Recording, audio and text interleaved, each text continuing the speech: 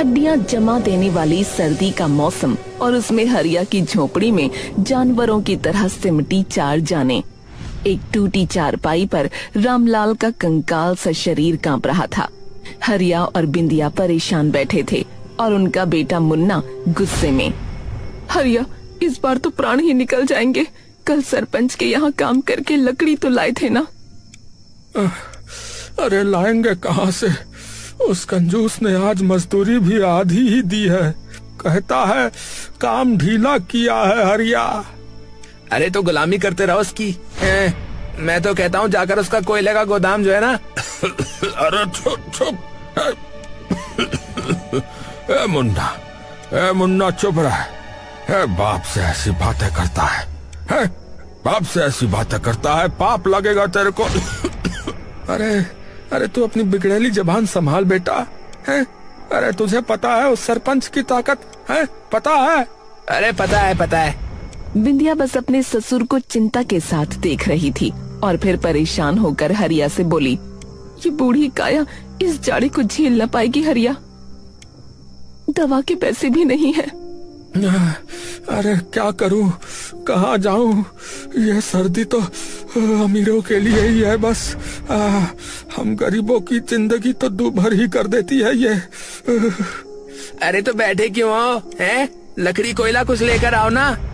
मुन्ना की बकवास सुनकर हरिया को बहुत तेज गुस्सा आ गया और वो चिल्लाया, अरे तेरी हिम्मत कैसे हुई मेरे सामने जुबान चलाने की? है हिम्मत कैसे कर रहा है? अपने बाप को हुक्म दे रहा है? रुको हरिया, मुन्ना का तरीका भले ही गलत है, मैं मानती हूँ, लेकिन इस वक्त मुन्ना ही सही कह रहा है।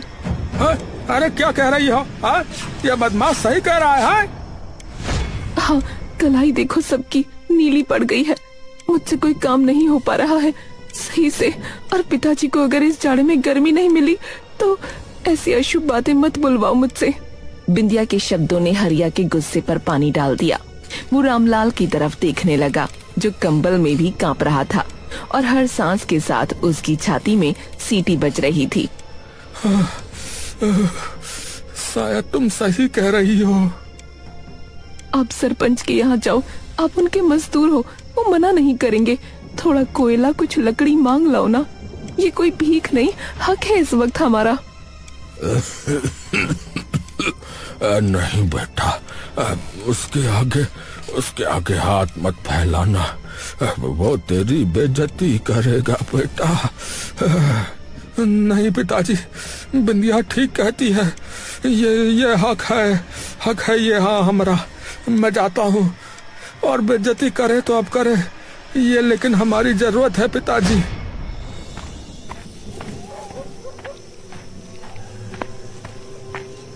बाहर का तापमान 0 के करीब था। उसके कदम चरमरा रहे थे, जैसे उसका दिल धड़क रहा था।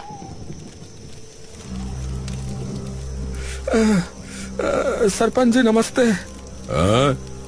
अरे क्या है हरिया, इतनी रात गए, क्या हुआ? सरपंच जी भीषण ठंड है। घर में बूढ़े बाप की हालत खराब हो रही है। थोड़ा सा कोयला, कुछ लकड़ी वगैरह मिल जाती तो हम भी आग जला लेते। जान बच जाती आपकी दया से मालिक। हैं? अरे क्या कह रहा है रे? यहाँ कोई धर्मशाला लगी हुई है क्या? हैं?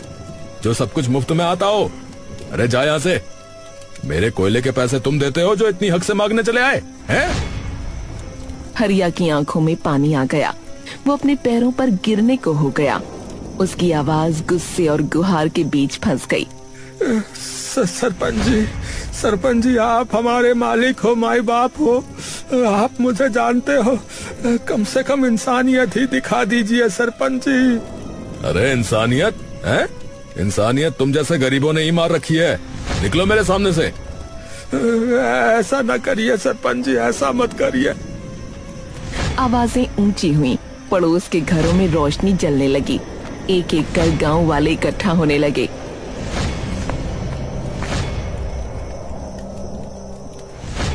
अरे सरपंच जी ये गलत है।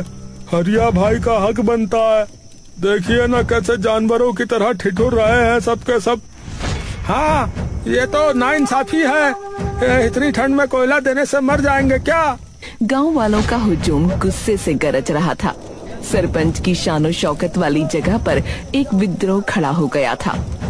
सरपंच की शक्ति पहली बार डगमगाई। ठीक है, ले जा तेरा कोयला, लेकिन याद रख हरिया, तूने आज लोगों के कंधों पर बंदूक रखकर मुझसे ये छीना है। इसका बदला मैं लूंगा, जरूर लूंगा। हरिया ने कोयले की टोकरी उठाई। वो बिना पीछे मुड़कर देखे चल पड़ा। पीछे सरपंच की बुरी नजरें उसकी पीठ में छुरा घोंप रही थीं।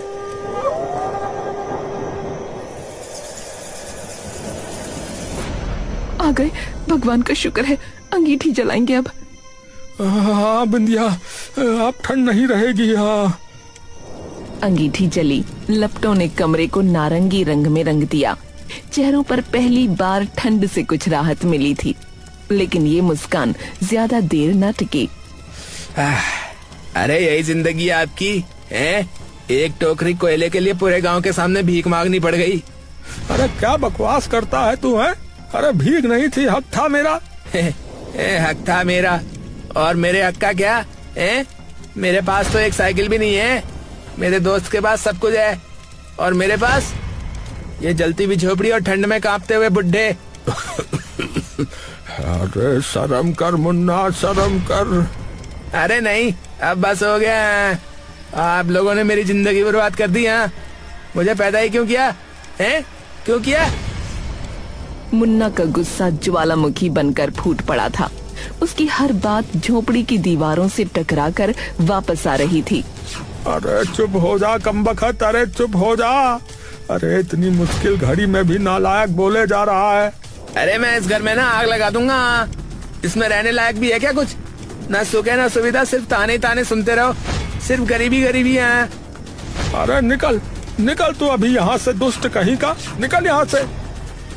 बस करो दोनों, अरे बस करो। कई घंटों की बहस के बाद थकान और झुंझलाहट में सब सो गए। अंगीठी में कोयले की आखिरी चिंगारियां मरने लगीं, पर आधी रात तक एक तेज आवाज से हरिया की आंख खुली। उसने देखा अंगीठी पलट गई थी। एक चटखारे के साथ लकड़ी का फर्श जल उठा। आग की लपटें तेजी से फैल रही थीं। अरे अरे आग लग गई भैया, आग लग गई। अरे उठो सब, अरे जल्दी उठो, अरे जल्दी उठो। हे राम, बचाओ, पिताजी को उठाओ। हरिया ने बेहोश रामलाल को उठाया। पूरी झोपड़ी अब आग की चपेट में थी। छत गिरने लगी। अरे तूने किया है? तूने किया है ना?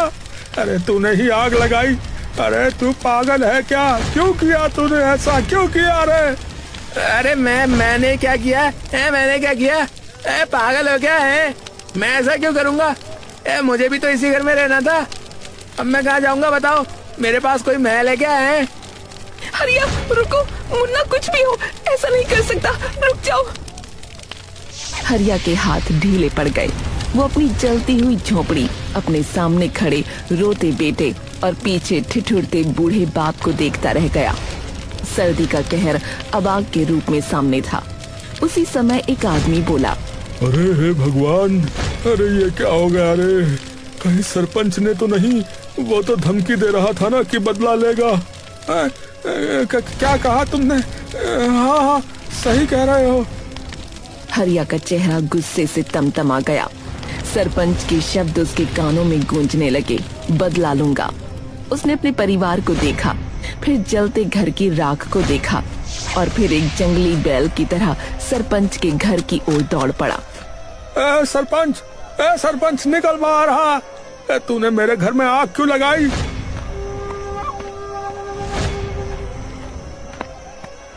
अरे क्या, अरे तू पागल हो गया है क्या? मैंने आग लगाई? चला जा यहाँ से। आप ही तो कह रहे थे बदला लूंगा, इतनी जल्दी बदला ले लिया। अरे हाँ भैया, तुमने कहा तो था। तुम कह नहीं रहे थे? तुमने कही। कितने गए गुजरे इंसान हो तुम। सरपंच का चेहरा लाल हो गया। उसकी नींद पूरी तरह उड़ चुकी थी और गांव वालों पर गरजना शुरू कर दिया। अरे तुम सब पागल हो गए हो, पागल। हाँ बिल्कुल बेवकूफ हो। अरे मैं इतना नीच नहीं हूँ कि किसी के घर में आग लगा दूं। अरे फिर तुम्हारा बदला लेने का मतलब क्या था, बताओ क्या मतलब था? अरे बेवकूफ, मेरा मतलब था तुझसे ज्यादा मजदूरी करवाऊंगा, तुझ पर डबल बोझ डालूंगा, तुझे इतना मजबूर करूंगा कि तू खुद मेरे आगे घुटने टेके। और क्या मतलब था? तभी भीड़ में से एक आदमी आगे आया। वो कांप रहा था जैसे कोई राज बोलने जा रहा हो। अरे ये जो है ये सरपंच ने नहीं किया है। हाँ? क्या कह रहे भैया? तो किसने किया है? तो तुम्हारे पड़ोसी शंकर ने किया है भैया। मैंने रात में उसे तुम्हारे घर में घुसते हुए देखा था, मुझे लगा तुमसे मिलने जा रहा होगा। हरिया की सांसें रुक सी गईं। उसने इधर उधर नजर दौड़ाई। शंकर भीड़ में ही खड़ा था, पीछे छिपने की कोशिश कर रहा था। शंकर, शंकर, तूने मेरे घर को जलाया? तूने मेरे घर को जलाया, हमें मारने की कोशिश की, हमें मारने की कोशिश की। अरे मैं इसको ना अभी मार डालता हूँ, इसका भी मैं बनाता हूँ। अरे रुक, तू रुक जा रे, तू बोल शंकर, तू बोल, तूने ऐसा क्यों किया, क्यों किया? शंकर का चेहरा पीला पड़ गया था। वो जमीन पर गिरने लगा। माफ कर दो हरिया भाई, माफ कर दो। मैं तुमसे जलता था, इसीलिए ऐसा कर दिया। सब हैरान रह गए। ये कारण बहुत अजीब था, पर कोई विश्वास नहीं कर सकता था। हरिया के पास आखिर है ही क्या जिससे जला जाए? सरपंच जी मुझे इंसाफ दिया जाए, इसने मेरा सब कुछ जला दिया। अरे शंकर के बच्चे, तूने ऐसा क्यों किया है? अब तुम इसे अपने ही घर में रखोगे, समझे? ये तुम्हारी ही गलती है इसीलिए, और उनका घर भी बनवाओगे जल्द से जल्द। शंकर ने हामी भरी। हरिया का परिवार शंकर के घर चला गया।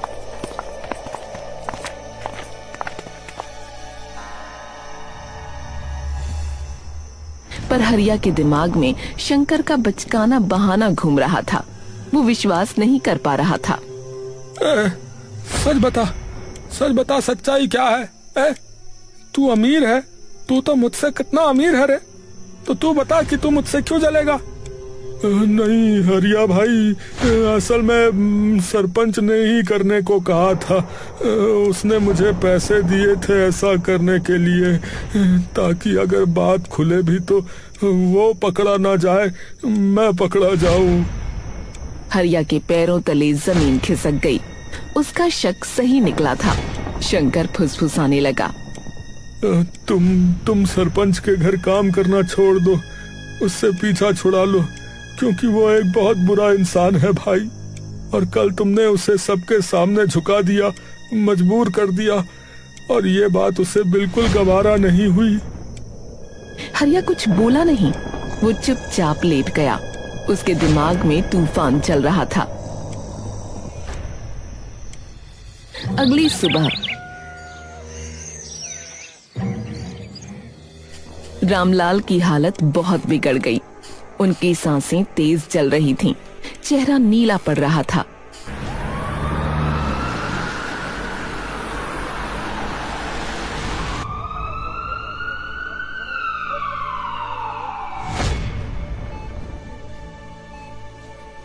जल्दी जल्दी डॉक्टर साहब, देखिए इन्हें। अरे इनका सही से इलाज होना बहुत आवश्यक है, वरना कुछ भी हो सकता है। इन्हें ठंड लग गई है, वो भी बहुत ज्यादा। हरिया, मुन्ना कहीं नहीं है। मुन्ना गायब है, सुबह से दिखा ही नहीं। हरिया के मन में एक ख्याल आया।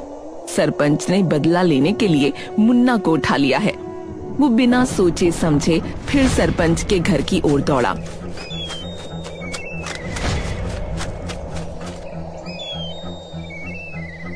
अरे अब तुमने मेरे बेटे को किडनैप कर लिया है। अरे कहाँ है मेरा बेटा, बोल। अरे तुम फिर चले आए। अरे तुम बहुत ज्यादा अजीब व्यक्ति हो, हैं? तुम्हारी जिंदगी में जो होता है मेरे पास उठकर चले आते हो। जैसा तुम्हारा बेटा था, मुझे लगता है कहीं भाग गया होगा। अरे मुझे क्या मालूम? अगर मुझे पता चला कि ये सब। अबे चला जा यहाँ से, बोल रहा हूँ चला जा। हरिया वहाँ से लौटा।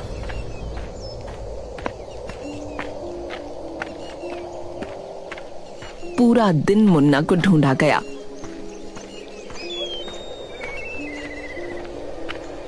पर वो कहीं नहीं मिला।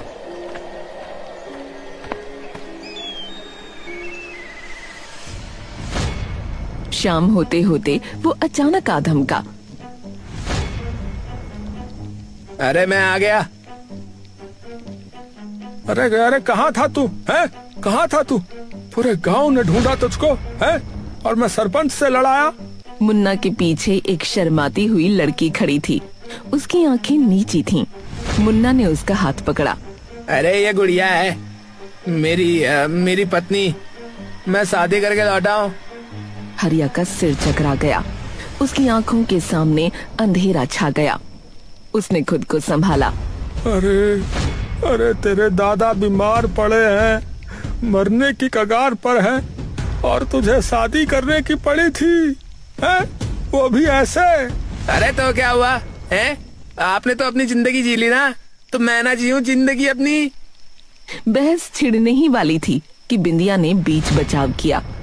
उसने गुड़िया को अपने पास बुलाया और हरिया को शांत किया। लगभग 1 हफ्ता गुजरा।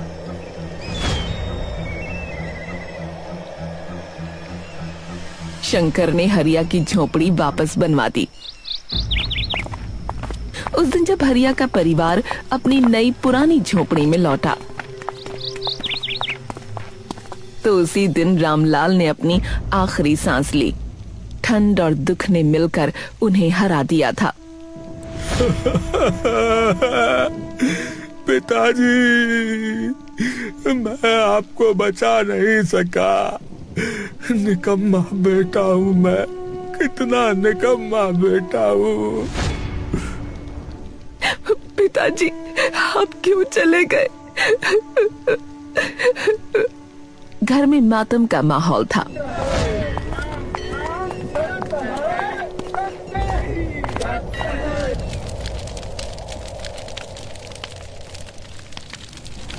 लेकिन नई नवेली बहू गुड़िया के दिमाग में कुछ और ही चल रहा था। उसने मुन्ना को एक कोने में ले जाकर फुसफुसाया। ये घर इतना छोटा है मुन्ना, इसमें हम 4 लोग भला कैसे रह पाएंगे? तुम्हारे माँ बाप को घर से निकाल दो। मुन्ना उसके प्यार में पागल था।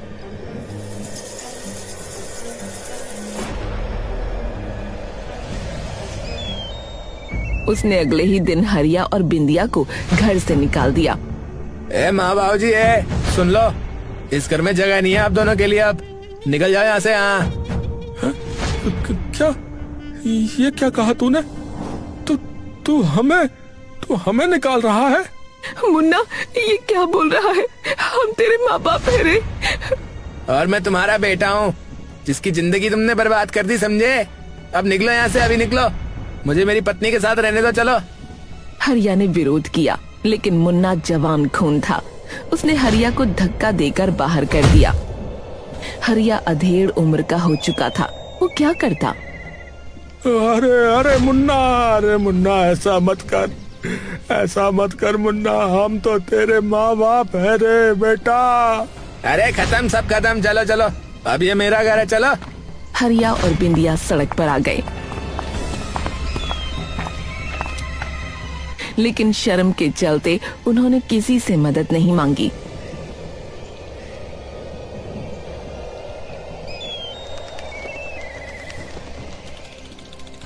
उनका पूरा एक दिन सर्दी में कांपते हुए गुजरा। दोनों के ऊपर इतने दुखों का पहाड़ टूटा कि वो दुआ ही कर रहे थे कि मर ही जाएं तो अच्छा है। अरे बचाओ! अरे भैया, सरपंच का बेटा कुएं में गिर गया! अरे कोई बचाओ भैया! अरे कोई कुछ करो! सरपंच का बेटा शहर से वापस आया था। उसे गांव के बारे में कुछ अता पता नहीं था। वो एक पुराने कुएं में जा गिरा। सरपंच की हालत खराब हो गई। अरे मेरे बच्चे को बचा लो! अरे कोई तो बचा लो! मैं सब कुछ कर दूंगा। अरे कोई तो बचा लो मेरे बच्चे को! ए रामू, ए कलुआ, ए घाती, ए हरिया, अरे कोई तो कुछ करो रे, कोई तो कुछ करो। हरिया आगे आया। उसने अपनी कमर में रस्सी बांधी, बिना एक पल सोचे कुएं में कूद गया। गांव वाले हैरान रह गए। अरे खींचो खींचो, अरे ऊपर खींचो रस्सी। गांव वालों ने मिलकर दोनों को ऊपर खींच लिया।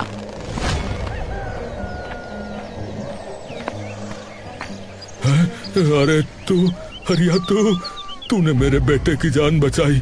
तू जो मांगेगा मैं दूंगा, तू जो मांगेगा मैं दूंगा रे।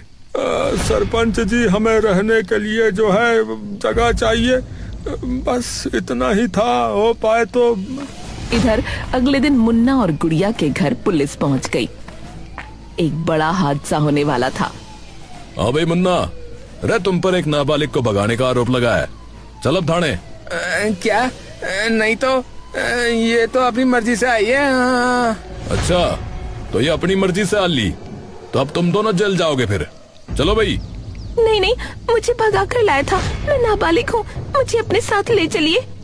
मुन्ना का सिर चकरा गया, उसकी दुनिया उजड़ गई। अरे अरे, ये तो क्या कह रही है, ये तो क्या कह रही है? मैंने तुझसे शादी की।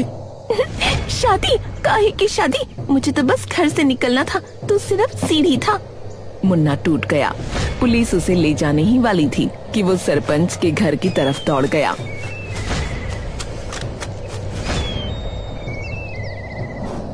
माँ, पिताजी, पिताजी, माँ, मुझे बचा लो, पुलिस मुझे ले जाएगी माँ। अरे अरे, अब हमें तुझसे कोई मतलब नहीं है, तू जा यहाँ से। पुलिस पकड़ ले जाए, हमें क्या, हम है कौन? मुन्ना जमीन पर गिर पड़ा। उसे अपनी गलती का एहसास हो चुका था। वो बहुत रोया। मैंने बहुत गलत किया है, बहुत बुरा इंसान हूँ मैं, मुझे एक आखिरी मौका दे दीजिए, मुझे बचा लीजिए। अरे ठीक है, जा बचा लिया, वैसे भी ये सब मेरा किया धरा था। क्या? हाँ, पुलिस को मैंने ही भेजा था तुम्हें सबक सिखाने के लिए कि वो लड़की तुम्हारे लिए बिल्कुल भी सही नहीं थी, और जो तुमने अपने माँ बाप के साथ किया वो तो महापाप है। मुन्ना सिसकियां भरने लगा। उसने हरिया और बिंदिया के पैर पकड़ लिए। माफ कर दो माँ, माफ कर दो पिताजी, मैं पागल हो गया था, मैं पागल हो गया था उस लड़की के लिए। अरे ये सर्दी जानलेवा है, लेकिन जो तूने किया उसने हमें जीते जी मार दिया। पर चल, अगर तुझे अपनी गलती का एहसास है तो हमने तुझे माफ किया। फिर बिंदिया ने मुन्ना को उठाया। सरपंच ने हरिया को अपने यहाँ काम पर रख लिया। वो तीनों अब घर लौट आए और खुशी खुशी रहने